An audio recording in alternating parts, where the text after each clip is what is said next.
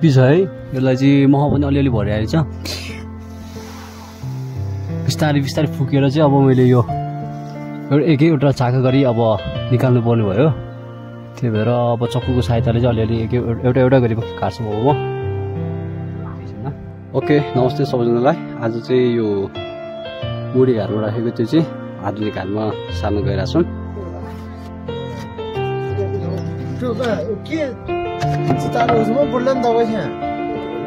मौरी चाहिँ एकदम हेभी छ है।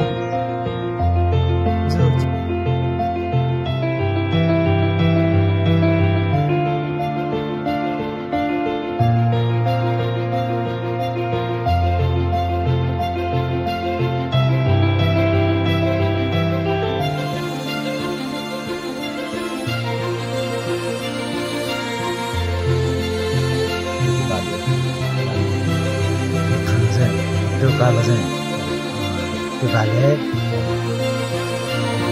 पनि बनेको रहेछ। काम छिटिहाल्छ यो। अलिकति धेरै भालेको लागि धेरै काम लाग्दैन।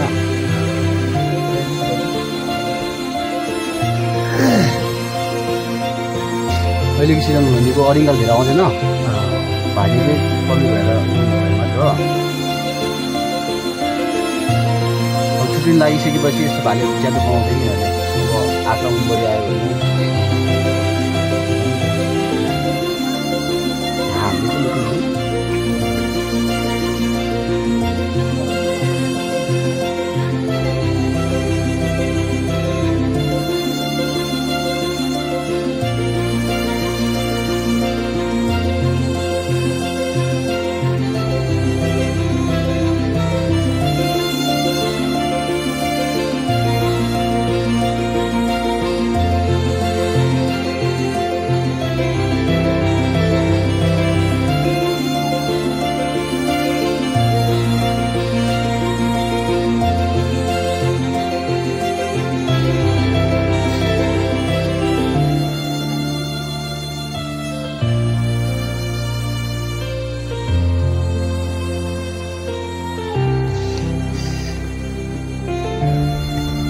Ôi.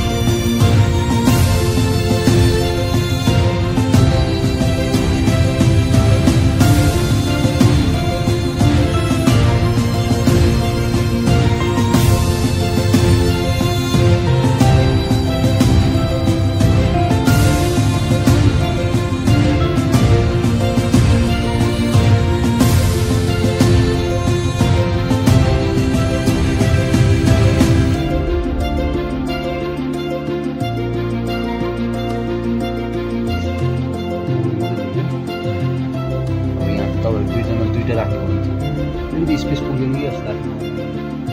त्यसमा मसल लाग्यो।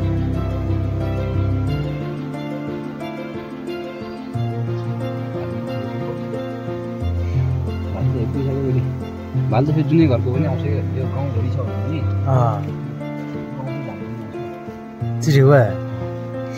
रानी उडेर थाहा पाएपछि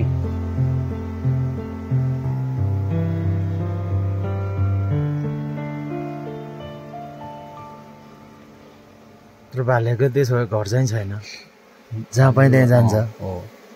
काम पनि गर्नु।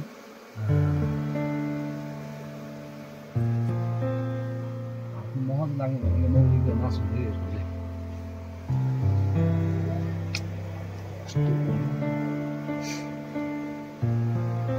कि तपाईँको सबै यहाँ हालिदिने, बरु यहाँबाट पछि फोडौँला।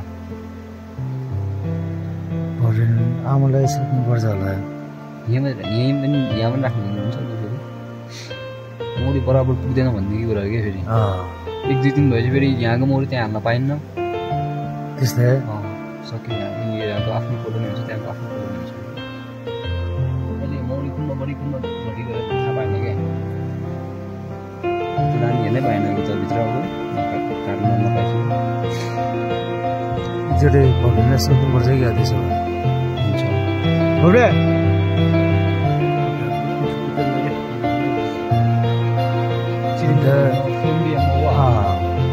저기 한번 해볼게요.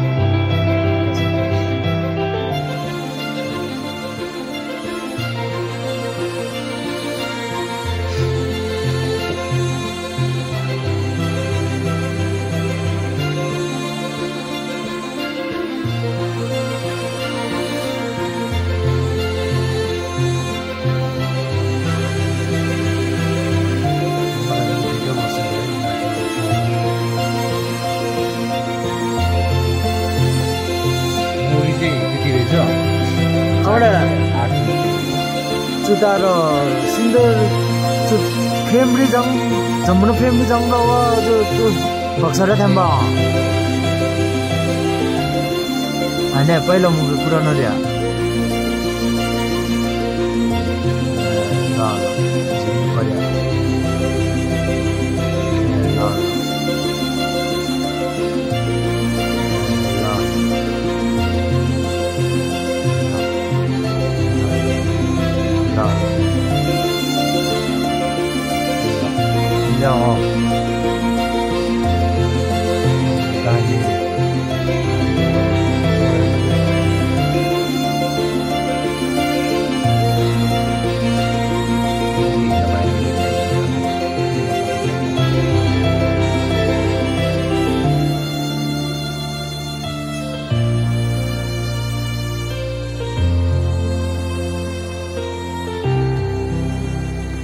च्यापिहाल्यो भने फेरि ठुलिहाल्छ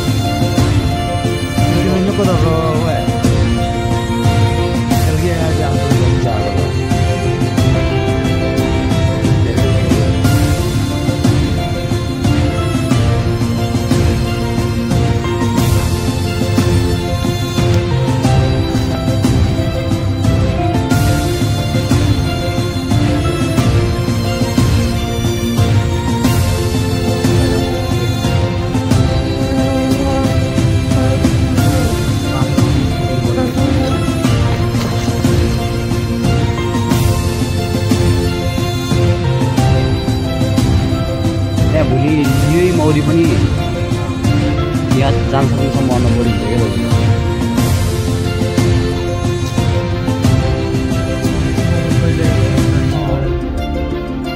स्पेस मिलेन